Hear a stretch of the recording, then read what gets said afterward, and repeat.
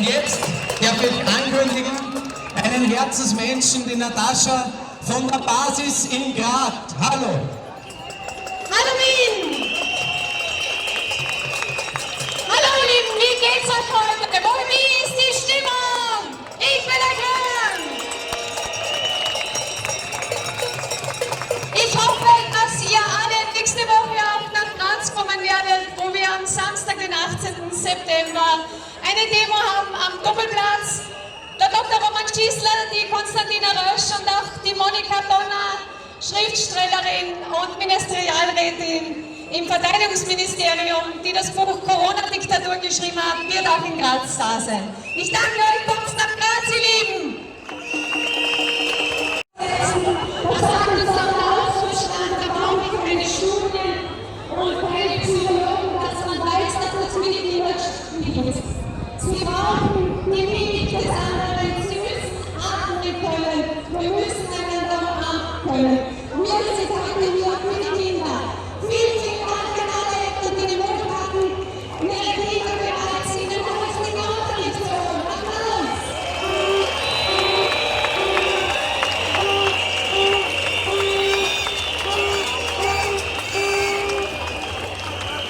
Und für die Menschen, die alles nehmen, um das möglich zu machen, weil sie eben sehr, sehr viel gearbeitet müssen, alleinerziehend sind, für die es sehr, sehr schwierig ist, ihre Kinder unterzubringen. Und wir haben in den letzten halben Jahren intensiv Lerngruppen und Lehrgemeinschaften gegründet, in ganz Österreich. Es ist großartig, schaut mal bis da hinten, es ist der komplette Grenzenpark voll. Wunderbar, begrüßt die Menschen, die immer noch hier reinstürmen vor die Karlskirche. Wir stehen gemeinsam hier für Frieden, für Freiheit und für Selbstbestimmung. Unser Körper gehört uns und wir lassen uns nicht überbrücken. Wir gehen in unsere Kraft und in unser Gesetz und gemeinsam sind wir stark.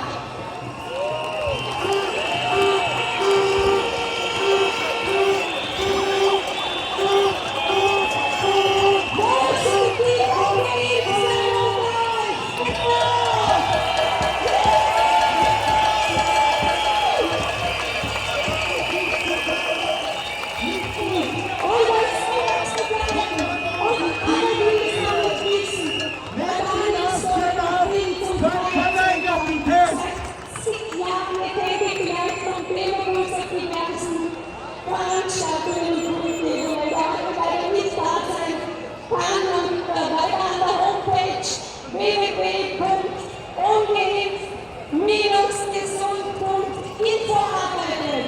Bitte geht auf die Homepage, meldet euch dort alle an, die ungeimpft sind und sich in den nächsten Jahren auch nicht mit einer Corona-Impfung impfen lassen werden.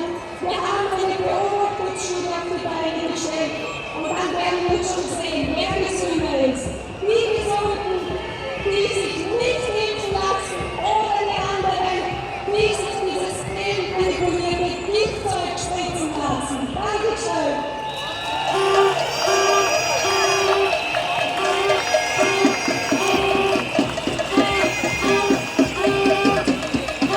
Ich freue mich, dass unbedingt die Stimmung wieder ansteigen ist. Und das ist mir ein ganz besonderes Anliegen. Ich persönlich war seit April letzten Jahres auf der Straße, habe viele Kämpfe gekämpft, war im Widerstand, war dagegen, bis ich draufgekommen bin, dass mich das depressiv und aggressiv und krank macht, weil indem wir so stark und im Widerstand sind und entkurzen die Regierungshandlungen, der Regierungsseite Macht und Energie, ziehen wir diesen verbrecherischen Menschen die Energie ab.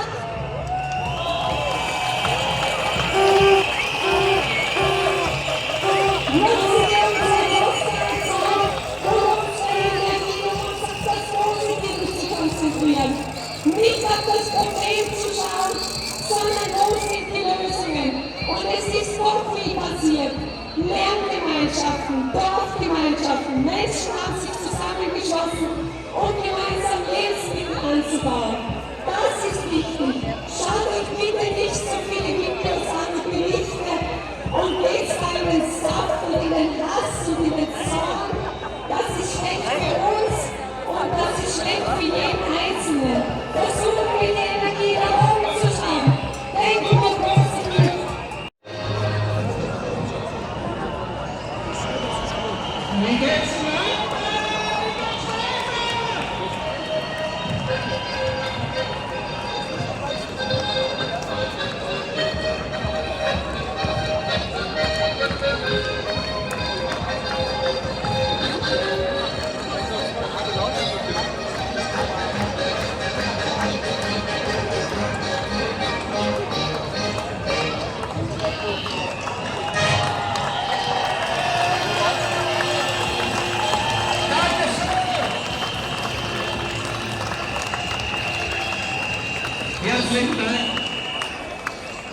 begleitet ihr uns ja auch schon ein ganz langes Stück auf unserer Reise. Bei jeder Demo, bei jedem Spaziergang mit dabei. Und immer frei und alle und die Organisation ist so richtig. Geben uns einen Applaus und die Dankeschön!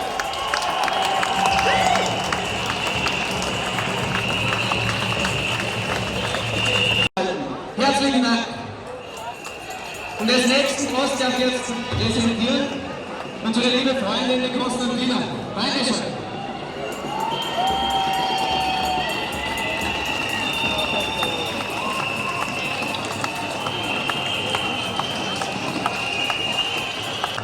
Hallo Menschen, ihr seid super, danke. Grüß euch, danke. Ich bin mir nicht so ganz sicher, ob wir uns freuen sollen, ob wir ein bisschen angezipft sein sollen. Angezipft nach 1,5 Jahren des nicht unerfolgreichen Versuchs, einen totalitären Staat zu errichten. Andererseits, es geht wieder los und wir sind nicht allein. Schaut euch an, wir sind verdammt viele. Und geht zwar noch, aber wir sind auf jeden Fall mehr als dicke, übergeschnappte Verbrecherbande, aka Regierung.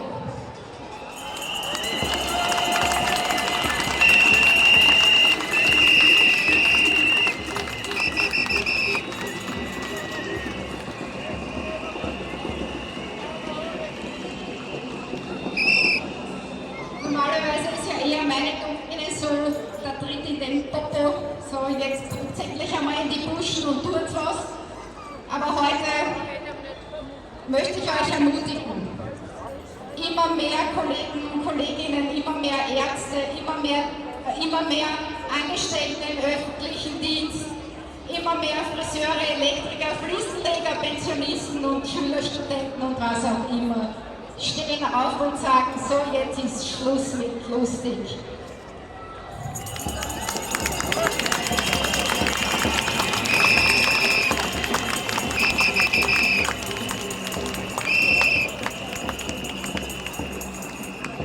Sogar ein paar von der Polizei melden sich, auch im Militär rührt sich was. Wir sind nicht alleine und wir sind viele. Das müssen wir zeigen, weil wir sind der Souverän. Wir werden in Geiselhaft gehalten von einer, wie gesagt, kriminellen Bande. Manchen von diesen Regierungsmitgliedern schaut ja der Wahnsinn aus den Augen. Ihr wisst genau, wen ich meine. Vielen schaut die Dummheit aus den Augen. Aber allen schaut die...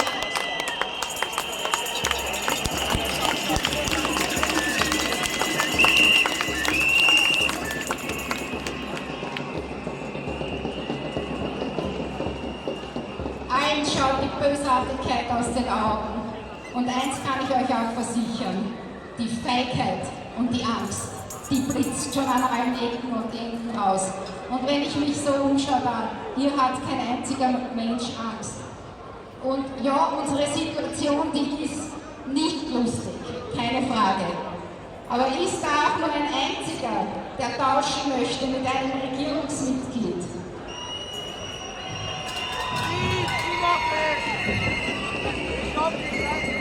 Also ich auf jeden Fall nicht, weil die haben fertig.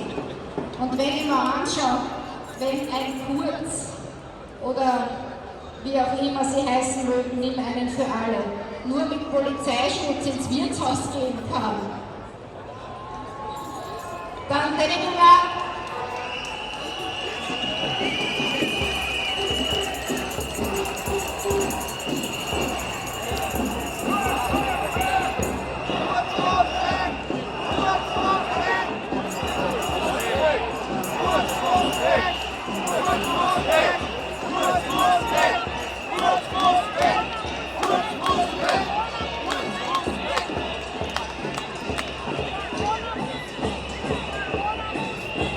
wenn man ohne Grundüberwachung als Politiker nicht mehr beim Heurigen sitzen kann, dann muss ich mir doch einmal überlegen, und zwar auf beiden Seiten. Und da meine ich jetzt nicht uns, sondern da meine ich die, die diese Menschen vermeintlich beschützen müssen vor den eigenen Leuten. Die müssen sich auch überlegen, ob es vielleicht am falschen Dampfer sind. und dass diese übergeschnappten Regenten sich das auch einmal überlegen müssen. Weil wenn ich nicht mehr ausgehen kann, wenn ich wieder zum Heurigen gehen kann, wenn ich mich nicht mehr in die Öffentlichkeit wagen kann, ohne dass ich Angst haben muss, von den eigenen Leuten angepöbelt zu werden, wenn nicht schlimmer, dann habe ich ein echtes Problem, dann habe ich was falsch gemacht. Die Situation ist unerträglich. Die wird sich nur lösen, indem diese Menschen abtreten, bevor sie nämlich zurückgeblieben werden.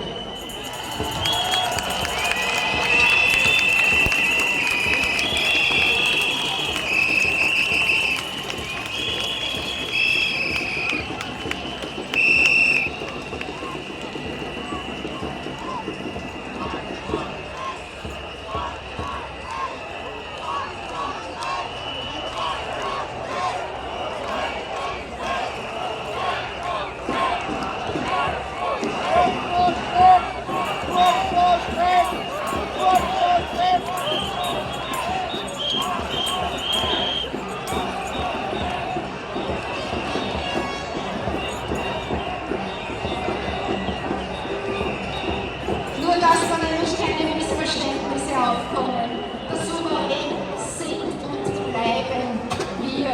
Und wir haben hier das Sagen und niemand sonst. Und da möchte ich jetzt, weil wir ja in Wien sind, diese einst stolze Stadt der Sozialdemokraten. Was ist denn mit den Sozialdemokraten? Nein, es sind keine Sozialdemokraten. Es sind Wegbereiter eines autoritär-totalitär-faschistischen Staats. Und das sind in keinem Fall Sozialdemokraten, was auch immer, mir fällt dafür kein Wort ein. Ich habe dafür nur Verachtung und es bietet mich an.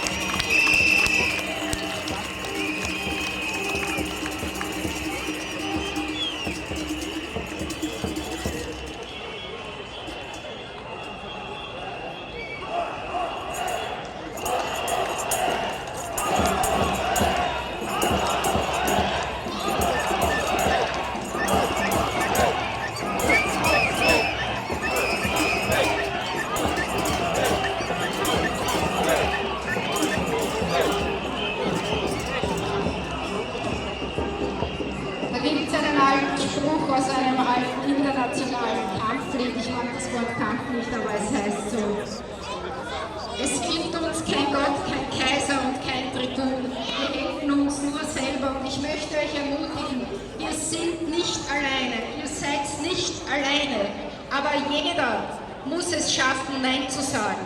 Und für die Leute, die Kinder haben oder Angehörige, die sich nicht wehren können, da muss dieses Nein ein doppeltes Nein sein und ein doppelt so lautes Nein.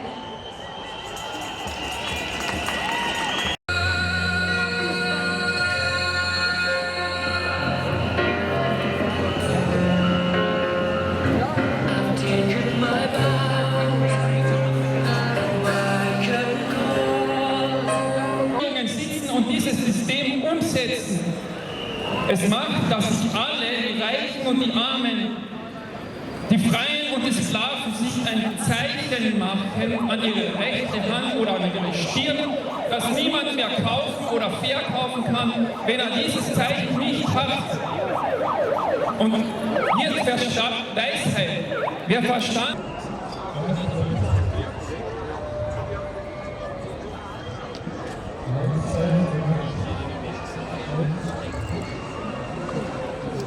Ich glaube, ich bin zu hören. Liebe Leute, ich danke in erster Linie allen denen, die vom Südbahnhof mitgekommen sind bei dem friedlichen Marsch. Aber ein Satz, den ich am 1.5.20 bei der ersten großen Demo ICI, wo auch Dr. Schissler dabei war, in meinem Leben sagte: Wo Recht zu Unrecht wird Widerstand zur Pflicht.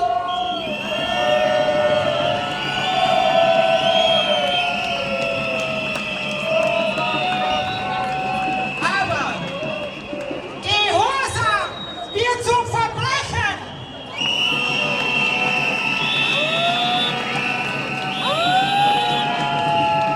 Man kann ihm nicht oft genug 24.24 bin ich ein Straßenmädchen. Ja, die Welt ging auf die Straße für Südafrika.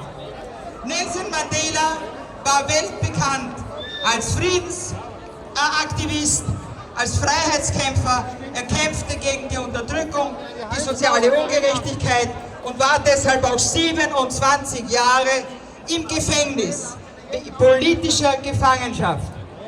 Er ist ein Vorbild für uns alle.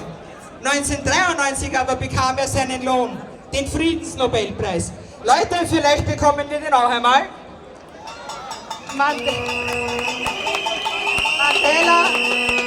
hat mich immer fasziniert.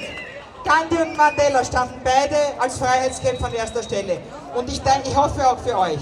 Ich muss mich dummen, weil ich habe Druck. Jeder Einzelne, der hier steht, verdient Respekt. Ihr steht hier, zeigt Gesicht. Jeder Einzelne von euch ist ein Aktivist. Er kämpft allein durch seine Anwesenheit für seine persönliche Freiheit, seine Selbstentscheidung. Wir kämpfen aber nicht nur für uns und unsere Freiheit, sondern für alle Mitbürger.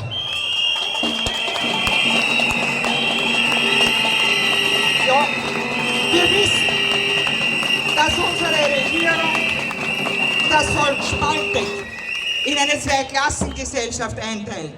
Wir stehen hier friedlich, wir sind ungeimpft, einige geimpft, unterschiedliche Nationalitäten, unterschiedliche Religionen, unterschiedliche Parteien. Keine Spaltung, keine Getrenntheit, eine Bevölkerung, keine Apartheid für Österreich. Und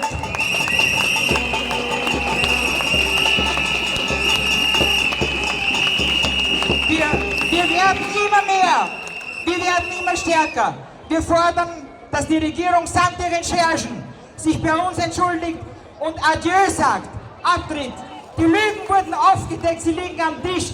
Wie lange können Sie die Lügen noch wegwischen wie Brotkrümel? Ich weiß es nicht. Wir wollen keinen Great Reset, wir wollen keine neue Weltordnung. Nein, das wollen und brauchen wir nicht.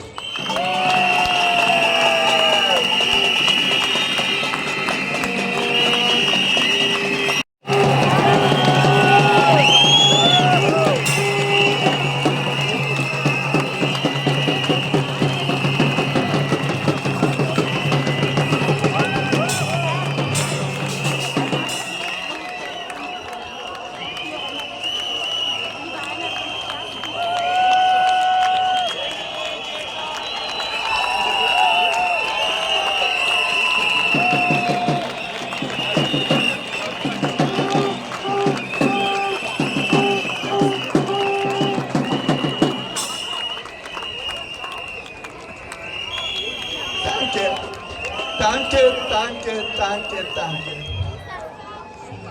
Ich weine selten, jetzt habe ich gerade Tränen in den Augen. Dank euch. Positiv. Hallo?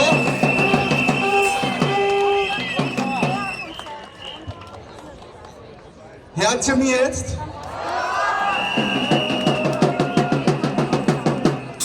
Meine Lieben, ihr habt mir jetzt gerade die Tränen in den Augen getrieben. Im positiven Sinn. Dankeschön dafür. Der Grund, warum ich heute hier stehe, ist nicht, dass ich demonstriere. Nein, meine Demonstration findet im Alltag statt. Ich stehe jetzt hier, wenn ihr von den Medien und von der Politik diskriminiert wird. Ihr werdet denunziert als Rechtsextremisten, als gewalttätig und so weiter. Ich habe das in der Österreich-Zeitung, in diesem Quantitätsblatt gelesen. Gestern steht drinnen, dass hier Gewaltbereite und Rechtsextremisten sind.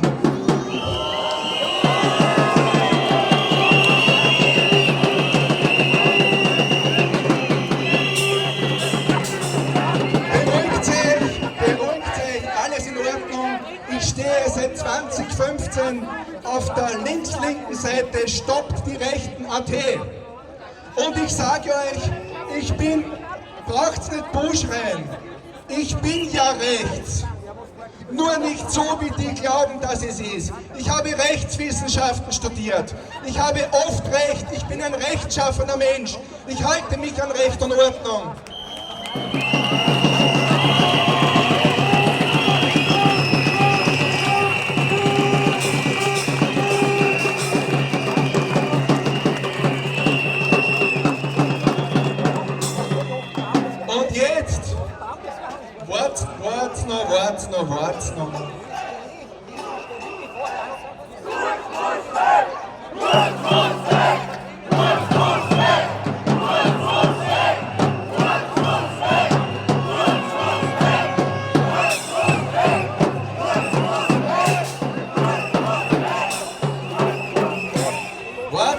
wart's noch. Wart's noch.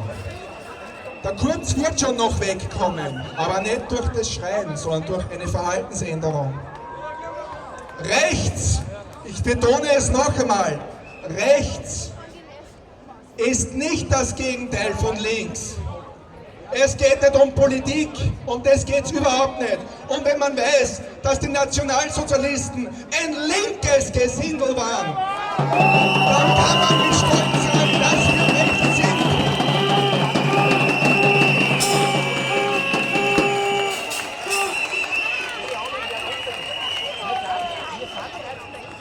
Ich wurde gebeten, dass ich mich etwas kürzer halte, das tue ich hiermit. Ich darf noch einen Appell an die Polizei richten, die hier Gott sei Dank diese Veranstaltung überwacht, bewacht. Ich fühle mich beschützt, nicht eingeschränkt. Ja?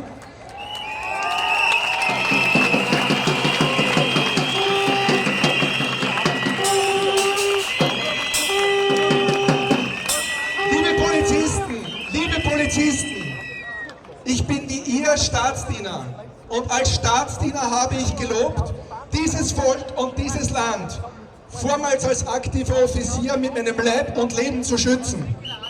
Und die Polizei ist auch genau dazu da, dem Souverän, dem wahren Souverän zu dienen. Und das ist das Volk. Und hier befindet sich ein Teil des Volkes, ein sehr reflektierter Teil des Volkes, der den Hausverstand nicht beim Biller an der Kasse abgegeben hat, sondern registriert.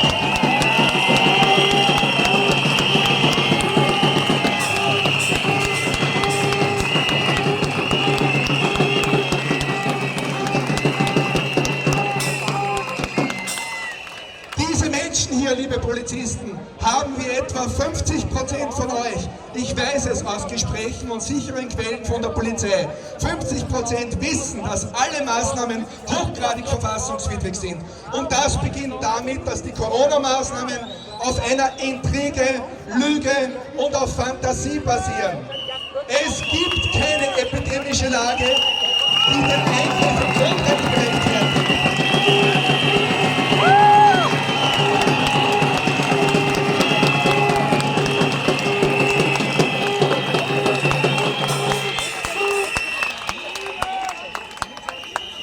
Und wenn der in den Medien zitierte Heinz Mayer, ein angeblicher Verfassungsrechtsexperte, am 30. August gesagt hat, und das muss man sich auf der Zunge zergehen lassen, dass es legitim wäre, die nicht gespritzten bzw. die nicht geimpften in den Lockdown zu schicken, da muss ich sagen, wo hat dieser Mensch just studiert?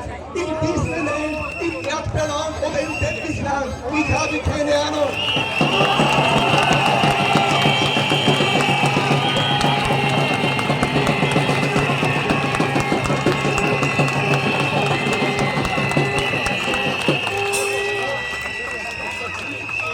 Durch die Vollstreckung der Corona-Maßnahmen wird geltendes Recht gebeugt. Es werden Straftatbestände erfüllt, von der Nötigung, Körperverletzung, Amtsmissbrauch bis hin zum Hochverrat. Das ist Verfassungsverrat. Liebe Polizisten, ihr habt es alle gelernt im Verfassungsunterricht. Wenn die Verfassung bedroht ist, wenn Straftatbestände erfüllt werden, hat die Bevölkerung das Recht zum Widerstand. Ihr habt das Recht zum Widerstand.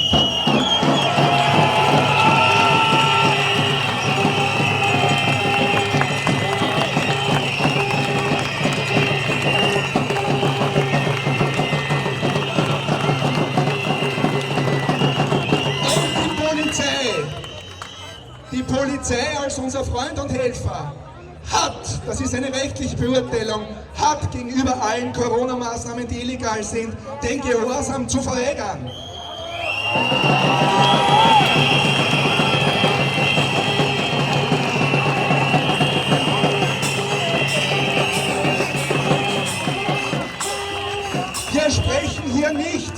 Wir sprechen hier nicht von Paragraph 44 Absatz 3 Beamtendienstrechtsgesetz der Demonstrationspflicht. Es geht nicht darum, dass ihr Bedenken anmeldet gegen die Rechtmäßigkeit der Maßnahmen. Nein, die Maßnahmen sind so hochgradig verfassungswidrig und evident illegal, dass ihr die Pflicht habt, die absolute verdammte Pflicht, den Gehorsam zu verweigern, die Maßnahmen durchführen und abzulehnen. Das ergibt sich.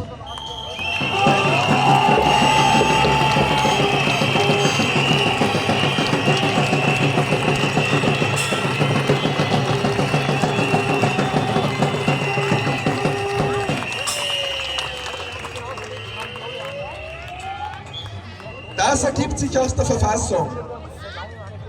Das ergibt sich auch aus dem Beamtendienstrecht und aus dem Strafrecht. Lest es nach, ihr habt es gelernt, liebe Polizisten. Ihr wisst es auch, haltet euch danach. Das war mein abschließender Appell. Und an euch, liebe Demonstranten, ein paar kurze Worte noch. Haltet zusammen, vernetzt euch. Die nächsten Monate werden wahrscheinlich schlimm. Allerdings nicht schlimm für die, die sich vorbereiten. Bereitet euch vor, schaut, dass ein paar Wochen oder sogar Monate autonom leben könnt, dass ihr versorgt seid, dass ihr euch nicht diesem Impfzwang beugen müsst.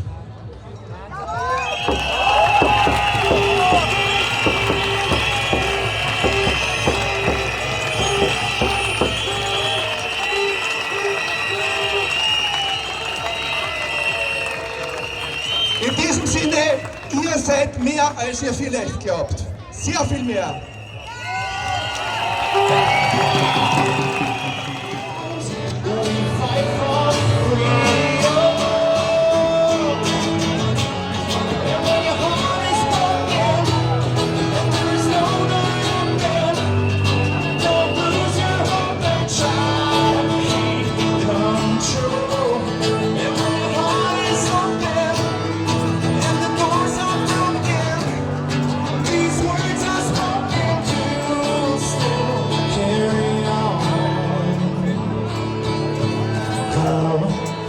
Everybody knows, so everybody knows, we fight for freedom. Let everybody know, so everybody knows, it's about our freedom. One more time. Let everybody know, so everybody knows, we fight for freedom. It's time to live our dreams now. It's time to live our dreams now. It's time to live our dreams now. It's time to live our dreams now. It's time to live our dreams now. It's time to live our dreams now. It's time to live our dreams now. It's time for freedom. It's time for freedom. Ladies and Gentlemen, wir werden ganz Wien jetzt überfüllen. Gehen wir auf die Straße. Das Ziel ist Westbahnhof. Danke, dass ihr euch alle einsetzt. Vielen Dank, dass ihr in Wien am 11. September dabei wart. Für unsere Rechte, für die Kinderrechte, für die Freiheit, für die Liebe dieses Landes und der gesamten Welt. Wir sind vereint und wir lassen uns nicht spalten. Mein Name ist Ben Aslan. Vielen Dank. Vielen Dank, Ben Aslan! Liebe Freunde, bitte es geht in diese Richtung, Richtung Chaosplatz. Linke Windseite raus, wir sehen uns auf der Straße. Bitte geht noch ein paar Minuten, ein paar Kilometer mit bis zum Westbahnhof. Dann lösen wir diese Demo auf. Und hier im Rasselbad übergebe ich nun an die Veranstalterin, an Jassi Dimkovic.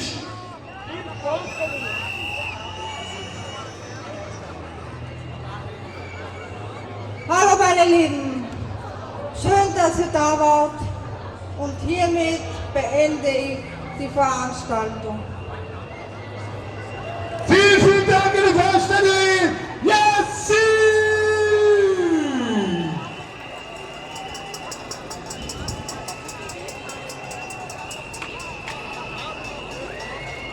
Bitte folgt einfach den Demozug.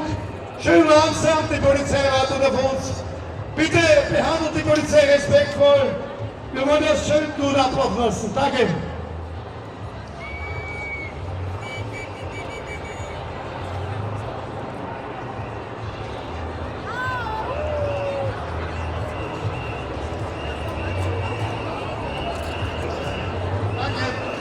Bitte lasst euch nicht abschrecken.